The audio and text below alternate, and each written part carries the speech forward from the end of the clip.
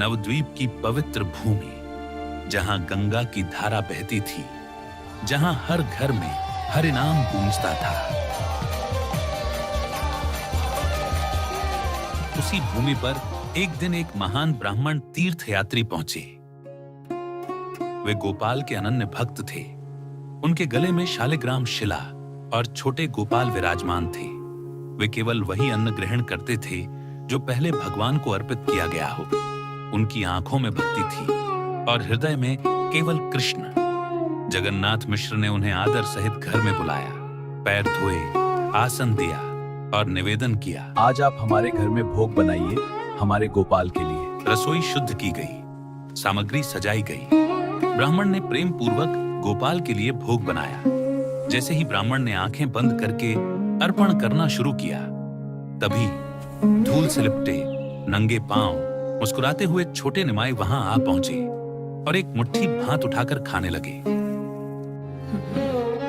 ब्राह्मण आश्चर्य से चिल्लाए, हाय हाय, ये क्या कर दिया? जगन्नाथ मिश्र दौड़ते हुए आए। निमाई हंस रहे थे। पिता क्रोधित हो उठे, पर ब्राह्मण ने उन्हें रोक लिया। बच्चा है, इसका क्या दोष? मां शची ने निमाई को पड़ोस में भेज दिया।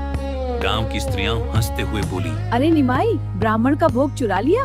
निमाई मुस्कुराए, मैं तो गोप हूँ, ब्राह्मण का अन्न तो मैं सदा खाता हूँ। उधर ब्राह्मण ने पुनः भोग बनाया और फिर निमाई आ गए। फिर एक मुट्ठी भात और फिर आश्चर्य। ब्राह्मण आश्चर्यचकित होकर चिल्लाए, हाय हाय, ये क्या कर दिया? अब ब्राह्मण ने निश्चय किया, मैं अब विश्राम कर लेता हूँ। तभी जगन्नाथ मिश्र विनम्रता से बोले, आप कृपया एक बार फिर से भोग बना लीजिए। ब्राह्मण बोले, नहीं, वैसे ही अभी रात बहुत हो चुकी है, तो मैं ऐसे ही सो जाऊंगा। गोपाल जी की यही इच्छा होगी। जगन्नाथ मिश्र ने विनती की, ऐसा ना करें। यदि आप बिना खाए सो गए तो मुझे पाप लगेगा। मैं अभी निमाई को अंदर कमरे में बंद रखूंगा। ब्राह्मण ने अंततः सहमति दी। निमाई को कमरे में बंद कर दिया गया। दरवाजा बाहर से बंद, सब पहरा दे रहे थे। ब्राह्मण ने तीसरी बार भोग बनाया। जैसे ही अर्पण करने लगे, अचानक पूरा घर गहरी नींद में सो गया और तभी निमाई वहां प्रकट हुए। फिर एक मुट्ठी भात। ब्राह्मण कांप उठे। निमाई मुस्कुराए और बोले, तुम ही मुझे बार बार पुकार रहे हो और जब मैं आ रहा हूँ तब तुम मुझे पहचान नहीं पा रहे हो।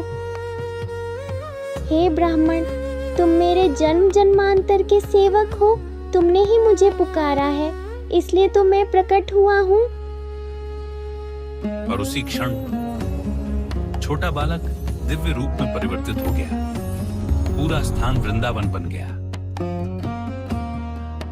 ब्राह्मण भाव विभोर होकर भूमि पर गिर पड़े। प्रभु बोले, जब मैं गोकुल में कृष्ण रूप में प्रकट हुआ था, तभी भी तुमने नंद बाबा के घर में मुझे भोग अर्पित किया था।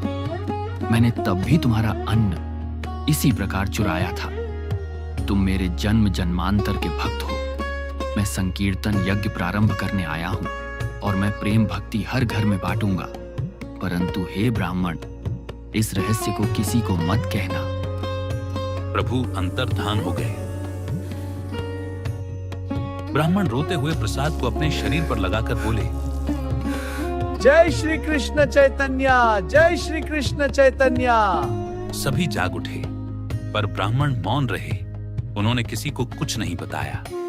वह नवद्वीप में ही रहने लगे और प्रतिदिन अपने प्रिय निमाई का दर्शन करते रहे। चैतन्य महाप्रभु वही श्री कृष्ण है जो श्रीमती राधा रानी के भाव में अपने ही भक्त के रूप में प्रकट होकर संसार को प्रेम भक्ति का खजाना देने आए। भज गौरंग कह गौरंग,